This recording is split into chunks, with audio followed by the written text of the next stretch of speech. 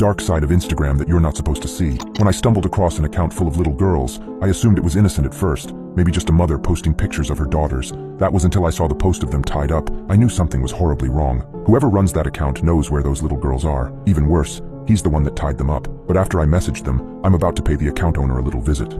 Now, you may not have seen the dark side of Instagram, but you definitely have seen the weird side. I'm talking about the spam bots and fake accounts who would comment on your content. For a site that has a strict policy against this, you sure stumble upon a lot of it. There was one thing that was a bit creepier. There was a guy who had a crush on my friend Lisa. We found his Instagram by accident and saw that he'd shared dozens of pictures of her on the account. 2 weeks ago, though, I found something else that was way more creepy. It was an account by the name of Cutesy52. It didn't have a lot of followers, but it had posted a fair amount of pictures. At first, I thought it was a regular account. When I scrolled through the pictures, I saw that they were all of young girls. Probably the account of some guy who posted pictures of girls he found attractive, I thought. I never would have thought it would be more horrifying than this. As I continued to scroll through the account, I realized that they were all my age or even younger. After a while, I noticed something even more unsettling. All the pictures were unprofessional and seemed to have been taken in secret. Here was a picture of a blonde girl on her way to school. There was a picture of a brown-haired girl on a bus. It continued on like that. What the hell was this?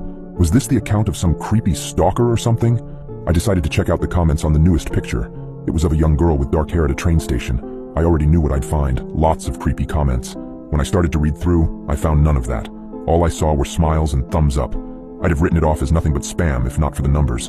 In between all the spam, a random number would be posted. The first one was 300, followed by 500, and going all the way up to 1200. When I clicked on one of the many profiles, all I found was either an empty profile or a suspended one. I continued on with the other pictures, but all I found was more of the same. Spam and numbers, nothing else. In the end, I told myself it was the account of some weird creep and left it alone. Well, at least for a couple days. To be honest, I'd completely forgotten about it until today. I'd gotten home from school and was about to check my emails. I use one of the popular German email providers. It's one of those pages that is stacked with news bulletins and other recommended articles. Most of it is rubbish or celebrity gossip. Today, though, I saw that one article was about a missing young girl. As I clicked it, I read that young 15-year-old Emily H. had been missing for a few days now. The girl had apparently vanished near a train station on her way to school. There was something about her picture, though. I'd seen it somewhere before, but I couldn't say where. Maybe in a newspaper.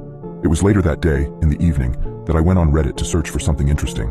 It was half an hour later that I had found a thread about one of those weird internet mysteries. When someone mentioned Instagram, I suddenly remembered the creepy account I'd seen 2 weeks ago. It took me a while of searching through my history, but I found it again. I was about to copy the link and start a thread when I noticed something. The latest picture of the account. The dark-haired girl at the train station.